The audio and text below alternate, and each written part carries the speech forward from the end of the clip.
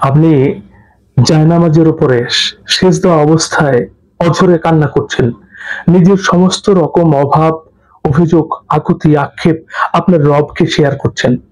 সবাই যখন দুনিয়া নিয়ে ব্যস্ত, তখন আপনি রবের ভালোবাসার জন্যে, রবের প্রেম পাওয়ার জন্যে, রবের মহব্বত পাওয়ার জন্যে, রবের দয়া পাওয়ার জন্যে, রবের করুণা পাওয়ার জন্যে তার শরণাপন্ন হয়েছেন।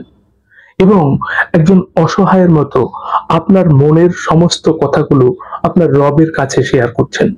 আপনি বলছেন, আল্লাহ, আমি জানি আমি গুনাহ করেছি, আমি জানি আমি অপরাধ করেছি, কিন্তু আপনার রহমতের কাছে, আপনার দয়ার কাছে, আপনার ক্ষমার কাছে কি আমার গুনাহ খুবই বেশি? আমি জানি আমি অনেক বড় গুনাহগার, কিন্তু আপনি তো ক্ষমা করতে ভালোবাসেন। আপনি ছাড়া আমি তো অসহায়। যদি আপনি আমার থেকে মুখ ফিরিয়ে নেন, তাহলে আমি কার কাছে যাব, কোথায় যাব? আল্লাহ, তুমি তো রহমান, তুমি তো গাফফার, তুমি তো সত্তার, তুমি তো খালেক, তুমি তো মালিক। তোমার কাছে চাইবো না তো কার কাছে চাইবো?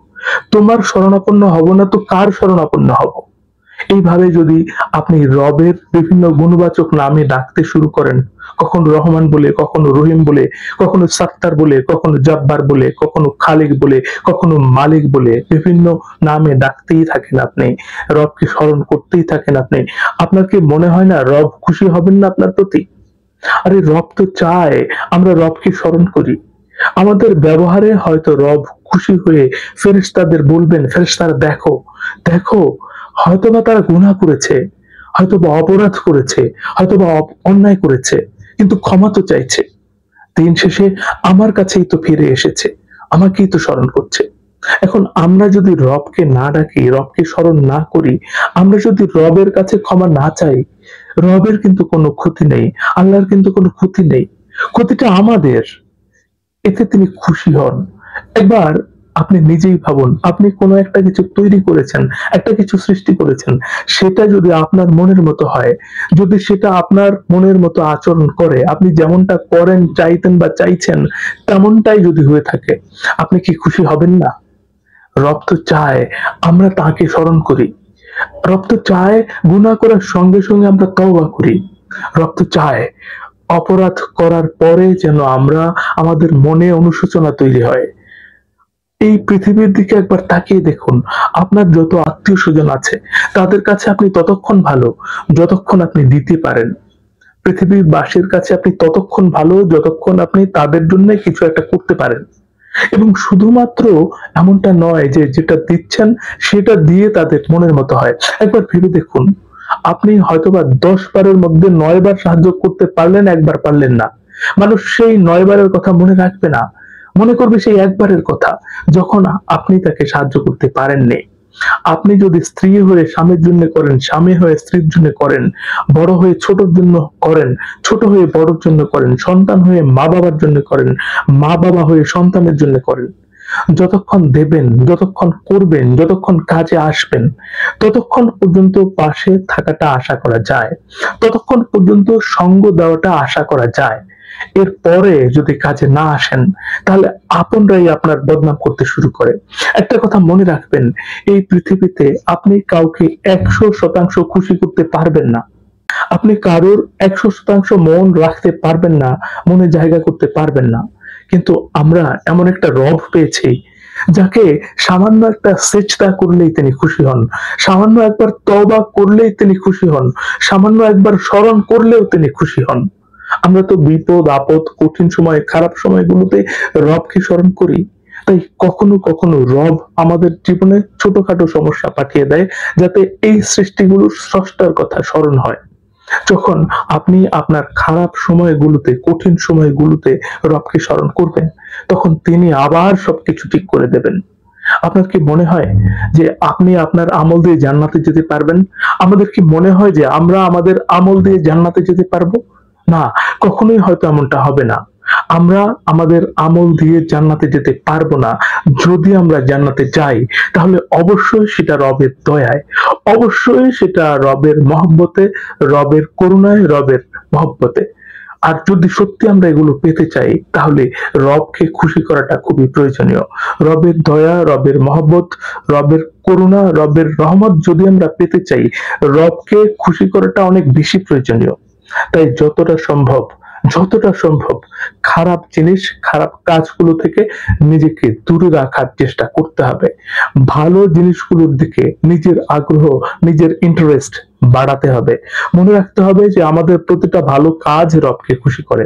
আমাদের প্রতিটা ভালো পদক্ষেপ, আমাদের প্রতিটা নেক ইচ্ছা রবকে খুশি করে। তাই সর্বদা ভালো কিছুকে নিজের জীবনে যুক্ত করতে হবে, খারাপ কিছুকে নিজের জীবন থেকে সরিয়ে ফেলতে হবে। দেখুন, এমনটা ভাববেন না যে আমি আপনি রবকে স্মরণ না করলে রবের ক্ষতি হয়ে যাবে। আমি আপনি রবের একমাত্র সৃষ্টি নই। মানব জাতি শুধু রবের একমাত্র সৃষ্টি নয়, এই পৃথিবীর সমস্ত কিছু তার সৃষ্টি। এবং শুধুমাত্র পৃথিবী নয়, সমস্ত সৌর জগৎ, সমস্ত মহাকাশে যা কিছু আছে সবকিছু তারই সৃষ্টি। তার মধ্যে ছোট্ট একটা গ্রহ পৃথিবী, ক্ষুদ্র আমি আর আপনি। কত মানব পৃথিবীতে ছিল, কত মানুষ পৃথিবীতে আছে, কত মানুষ পৃথিবীতে আসবে। তার মধ্যে আমি আপনি রবের কথা মতো না চললে, যদি মানব জাতি রবের কথা মতো না চলে, রবের কোনো কিছু যায় আসে না।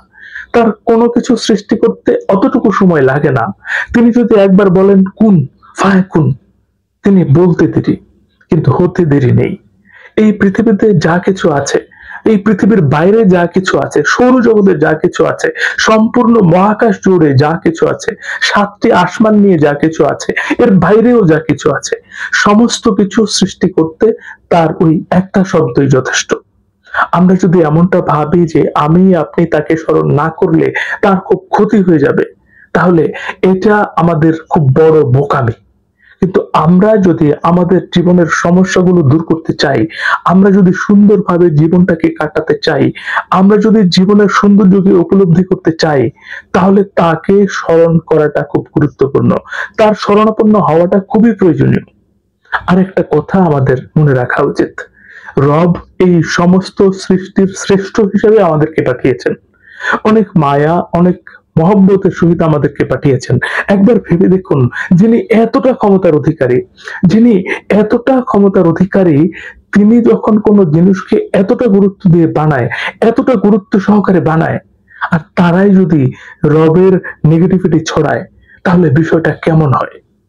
যদি আমি আপনি প্রশংসা করার পরিবর্তে অপমান করতে শুরু করি, যদি আমি আপনি শুকরিয়া আদায়ের পরিবর্তে অভিযোগ করতে শুরু করি, যদি আমি আপনি দূরত্ব কমানোর পরিবর্তে দূরত্ব বাড়াতে শুরু করি, ভালোবাসা বাড়ানোর পরিবর্তে ভালোবাসা কমাতে শুরু করি, তাহলে বিষয়টা কতটা গ্রহণযোগ্য? তবে যাদেরকে তিনি সবচেয়ে বেশি মহব্বতের সহিত বানিয়েছেন, সব থেকে বেশি গুরুত্ব দিয়ে বানিয়েছেন, সেই সৃষ্টিটাই হচ্ছেন আপনি, সেই সৃষ্টিটাই আমরা। এই পৃথিবীতে এত কিছু আছে, এত কিছুর মধ্যে তিনি আমাদেরকে সব থেকে বেশি গুরুত্ব দিয়েছেন। তাহলে আমাদের জীবনের সব থেকে বেশি গুরুত্বপূর্ণ জিনিস কি হওয়া উচিত? আপনার সমস্ত দুঃখ, মন খারাপ, হতাশা সবকিছু দূর হয়ে যাবে। আপনি স্মরণ করেন রবকে, অভিযোগ করা বন্ধ করেন, তাকে গুরুত্বপূর্ণ মনে করেন, তাকে স্মরণ করেন। নিঃসন্দেহে তিনি আমাদের জীবনের সব থেকে বেশি গুরুত্ব পাওয়ার যোগ্য। সেটা আমি আপনি স্বীকার করি বা না করি, তাতে তার কিচ্ছু যায় আসে না। কিন্তু বিশ্বাস করেন, আমি আপনাকে যতটা না কঠোর ভাবে বলছি, তিনি অতটা কঠোর নন। তিনি অনেক বেশি দয়ালু, অনেক অনেক বেশি দয়ালু। যদি তিনি দয়ালু না হতেন, তিনি কি এত কিছু করতেন? একবার ভেবে দেখুন, আমি আপনি অপরাধ করছি, অন্যায় করছি, কত না কত খারাপ কাজ করছি, তিনি সেগুলোকে গোপন রেখেছেন। অন্য মানুষের থেকে আমার আপনার গুনাহ, আমার আপনার অপরাধগুলোকে গোপনে রেখেছেন। আমরা তো পৃথিবীতে এমন এমন অপরাধ করি যেগুলো মানুষের সামনে প্রকাশ পেলে আমরা নিজেরাই লজ্জাবোধ করব। সেই সকল অপরাধগুলোকে তিনি গোপন রেখেছেন, এবং শুধুমাত্র এর মধ্যে সীমাবদ্ধ নয়, তিনি সেই গোপন রাখা অপরাধগুলোকে ক্ষমা করেছেন।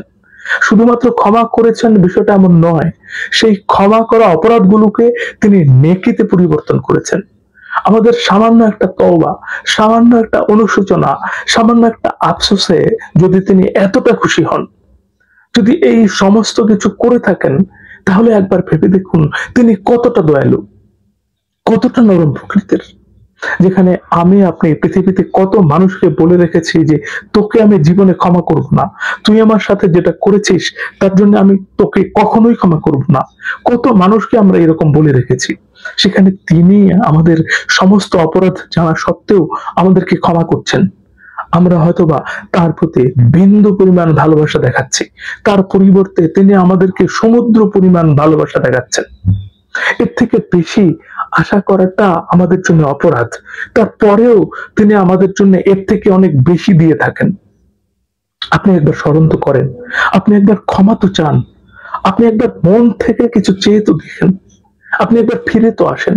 শুধু ফিরে আসতে হবে, শুধু অন্যায় অপরাধ করার পরে যেন অনুশোচনা কাজ করে এমন চিন্তা ভাবনা নিজের মধ্যে উদ্রেক করতে হবে।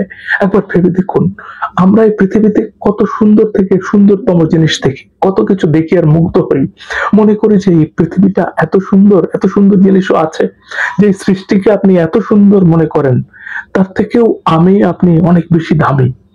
যে সৃষ্টিকে সৃষ্টিকর্তা সমস্ত সৃষ্টির মধ্যে দামি বানিয়েছেন, আলাদা বানিয়েছেন, সুন্দর বানিয়েছেন, মর্যাদা দিয়েছেন, সম্মান দিয়েছেন, ওই সৃষ্টিটাই আমি আপনি আমরা।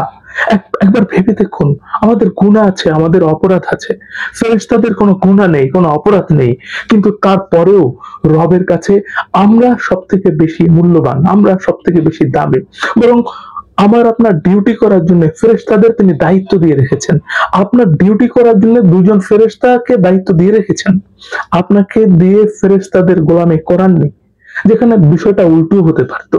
বিশ্বাস করুন, এমনটা কখনো হতে পারে না যে আপনি রবের কাছে কিছু চাইবেন আর রব আপনাকে বঞ্চিত করবেন।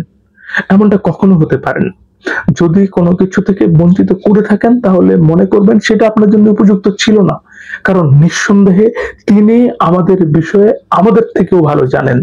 নিঃসন্দেহে তিনি আমাদের অন্তরের খবর রাখেন।